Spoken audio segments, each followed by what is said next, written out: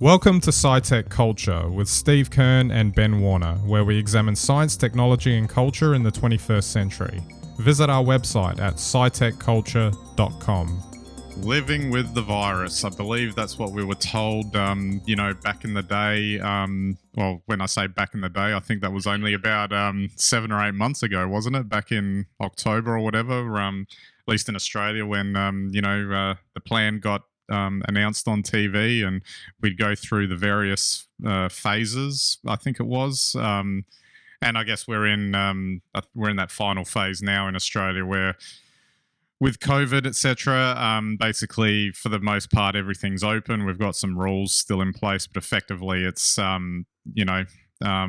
attempting to go back to normal. But I don't know about you, Steve, just like before we delve into this a little bit more, it feels like a bit of a weird time at the moment because it's like all the restrictions got lifted. It's kind of like, all right, guys, all good. Go about your business again. You're vaccinated. Still strongly encourage you to get your boosters and that if you haven't got them. But we're good, and just go back to normal. Yet I see like a weird sort of dichotomy or whatever it is in the society now when you interact with people, etc., about how there's like that general level of unease underneath some of this because, at the rate that, COVID's spreading now, it's when, not if, almost. That's the kind of feeling that you get, that you'll get it, Well, yeah. Well, it was always inevitable probably that, we're all going to get it at some point. Probably there'll be a lucky few who don't. Living with COVID isolation protocols, they still exist. Some people still wear masks. It's a tricky world to navigate. And, it's very easy to forget that even if you're vaccinated, that, COVID could be lurking around the corner. And because of that, we're still seeing big impacts, I think, on workplaces where people are having to isolate for a variety of reasons, whether close contact or actually being infected. And, teams, sporting clubs generally, like, the whole idea of community sort of get-togethers with people, they're radically changed living with COVID. Absolutely. I did want to just touch on some of the numbers that are coming out of Australia now. There's a good website, covidlive.com.au, that has all the stats on it. And if you're having a look at just in the past week, highest number there is around 57,000 and the lowest is 35. When you think of the discussion, late 2020 and even all the way through 2021, it's quite an extraordinary turnaround to get to the point where we're having that many cases a day and no one's batting an eyelid now about the fact that there's that many cases. And yet prior to that, the Melbourne peak, the Victorian peak was 720 something, and like the jaws hit the floor that day when that got announced.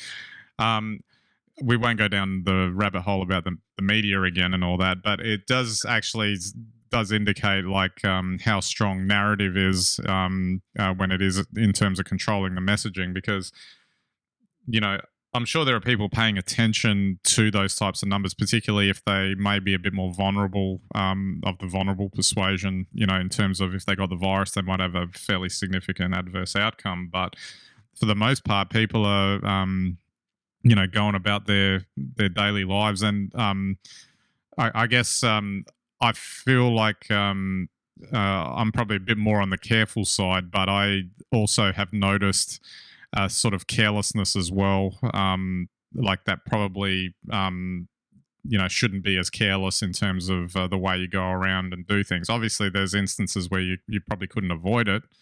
But, I hear things like, I'll get one classic example is I had a dental checkup the other day and there was an actual doctor in there that told me that I didn't have to wear my mask because we make things easy for people in this practice, and which I thought was hilarious because it's like... It's pretty funny. especially when the dentist came out fully gowned up with a mask and a face shield on. And even if leaving the medical reasons aside to wear the face mask, I thought I might just keep my face mask on out of politeness and courtesy at this point.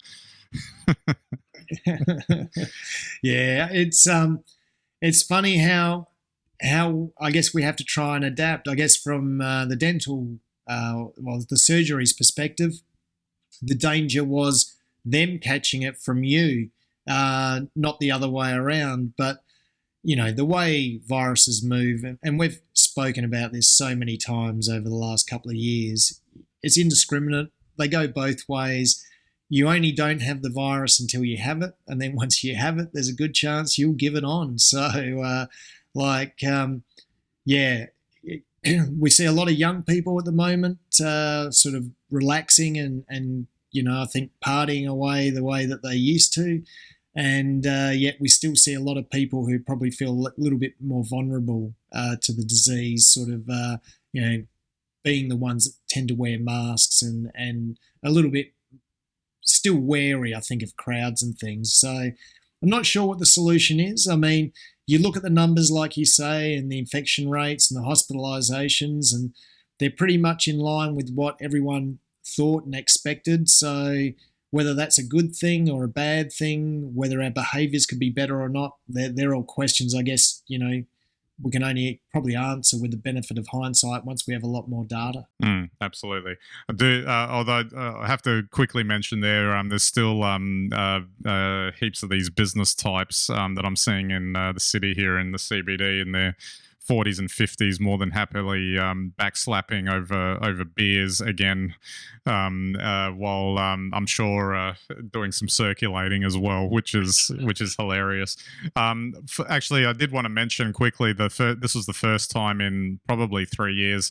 I think it was on Thursday this week. The march of like 1,000 people coming out of the station. It was the first time I'd seen that happen as they came out of Southern Cross Station and were walking up Collins Street. That knocking sound of feet in unison that used to be part of the the vibe of the city back in the day. It seems like more and more people are starting to come back in, for all the talk that there were worries about bringing the CBD back to life and all that sort of thing. And it was just interesting to see that, obviously, barring some sort of disaster occurring with another, significant variant of concern or something like that derailing things, there seems to be a push and an acceptance of coming back in and getting back to normal. Oh, definitely. And I think we'll only see more of that as more time passes.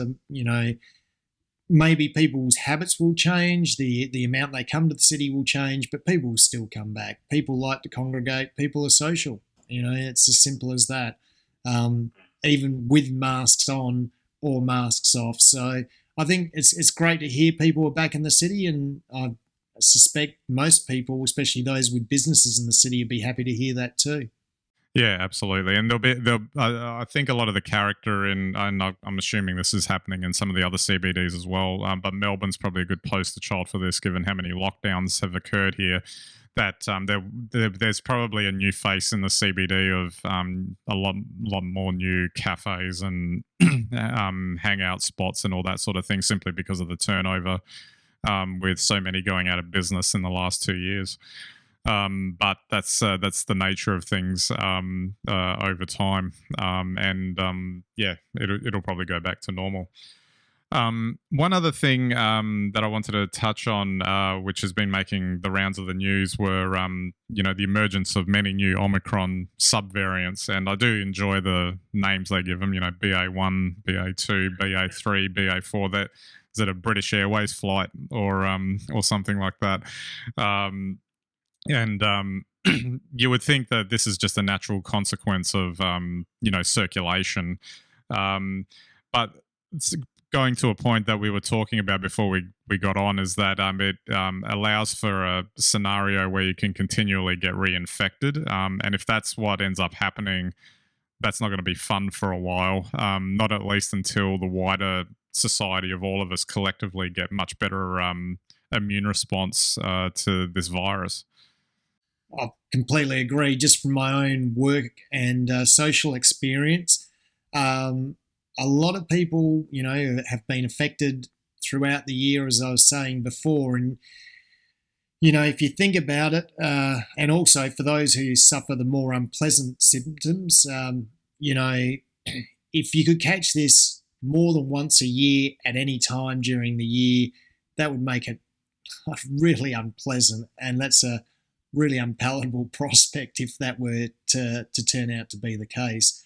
I guess on the other side of that, I'm sure they're coming up with a lot better second generation vaccines that will hopefully lock down a lot more of the variation and protect us probably more effectively against all the variants. But we can only hope and we can only wait, because where that vaccine is, I don't think it's arrived yet. And then, as we know, the amount of time it takes to roll out and to have an effect, well, we still could be looking at 2 to 3 years, if that is even that close. It would still be a remarkable achievement if one day there was just like the magic, sort of coronavirus vaccine that to squash them all emerges. Like that in itself would be an amazing scientific achievement and worthy of getting as much press as possible if that were ever to come to light. And I'm sure they're working on it, and it may happen one day, but it'll be good to see if when that actually happens. And lastly, I just also wanted to touch on, and again, another story that was coming out about, leading into the winter time in Australia, that there's a potential for, an uptick of cases as people congregate more indoors due to the colder weather. And I guess just a message of, sort of like, everyone sort of take care really that about how things are going. And maybe, not, this is good coming from a, self-proclaimed introvert, but maybe you don't need to go to every house party and bar session necessary over the winter period, because if there's anything probably to guarantee that you'll get it at this point during this time, it'll be things like that because of the nature of winter, etc. Sounds like good advice, Ben. I don't think anyone could argue with that. Absolutely. All right, we might wrap it up there. It's been a while since I think we've focused on COVID specifically. Obviously, it dominated a lot of our discussions over the last 2 years, and I just find it strange now that it's all the 3 years of, well, almost just about 3 years of this, or 2.5 years, I guess, of this, and it's hard to believe that much time has passed, and we almost can't even remember a time before this all started as well. Well, that's it. Once it happens, there's no going back, is there? So let's see what next 12 months bring. Yeah, absolutely. All right, so that's it for our episode today. Hope you enjoyed it. You can like and subscribe us on YouTube, Vimeo, etc. We've got some RSS feeds at our website, scitechculture.com, and also all of our blog posts and other content. And hope you check it out and hope you enjoy all of the content we've got there. All right, so that's it for this episode. We'll catch you next time.